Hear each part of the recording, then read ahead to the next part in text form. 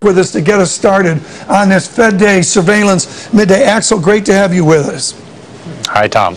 The dollar. Secretary Geithner said yesterday at the Council on Foreign Relations, we have some sense of a strong dollar policy. Where did our strong dollar policy go? Oh, it's been gone a long time ago. I think you have to go back to Rubin. And you noticed, in the past at least, the dollar would have a rally for a few minutes. This time, not even that happened. The problem is that words need to be backed by actions, and that's pretty much also the theme today at the Fed.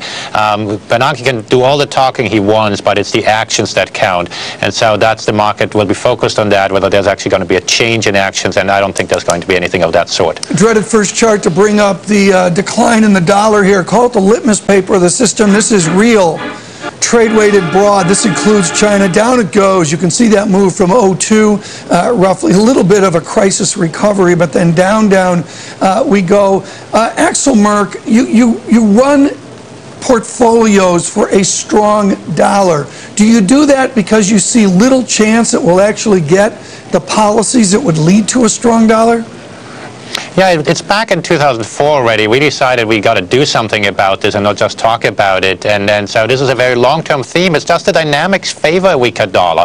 Italy had it for decades, trying to inflate its way out of its problems. It's just here it's intensifying. And in the absence of a political compromise on entitlements, for example, what easier way is there than to just normally pay people what you promised them? It's just the purchasing power of that is not worth quite as much as it was before. And now you have policymakers, in particular Bernanke, who has argued that going off the gold standard during the Great Depression helped the U.S. recover from the Great Depression, who is firmly embracing the dollar as a monetary policy tool, and who needs to have a weaker dollar, and who thinks and has said so that a weaker dollar is not inflationary. We just made up this chart, folks. Thanks to our chart team for that. Brent crude right now 125.06, and you can see the short-term move there up. Brent crude from 44.56. What is that number? And that number is the price of Brent crude the day that the Fed went to 0.25%, December 16th of 2008. Axel Merk, is the recent surge from 80 to 125 in Brent crude,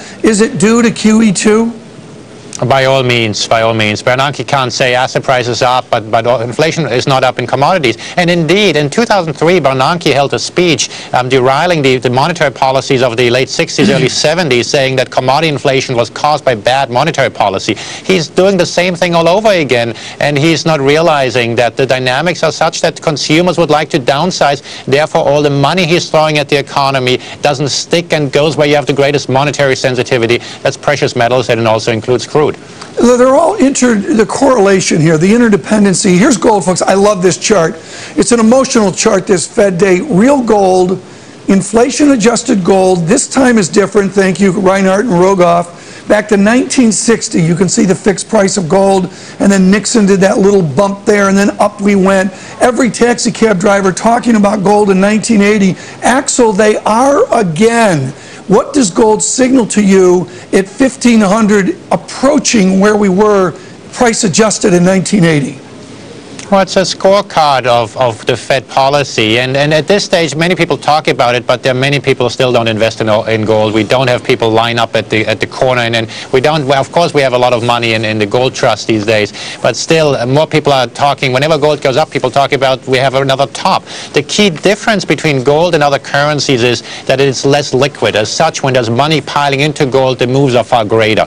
We have not seen the sort of panic buying that we saw in the early 80s. At this stage, it's a purely a reflection of the Fed policy. And mind you, the end of QE2 is not an exit. The banking system remains awash in money. Excess reserves are huge, and that means interest rates remain negative. We keep that money in the economy. The Fed is the only central bank in the world that's continuing to ease, aside from Japan, just a tad right now with the rebuilding. But everybody else is tightening, and not a surprise, gold is going up and the dollar is going down. Axel, thank you so much for getting us started on this Fed Day. Axel Merk, folks, Merk Investments with his hard currencies funds. We've got a great show lined up.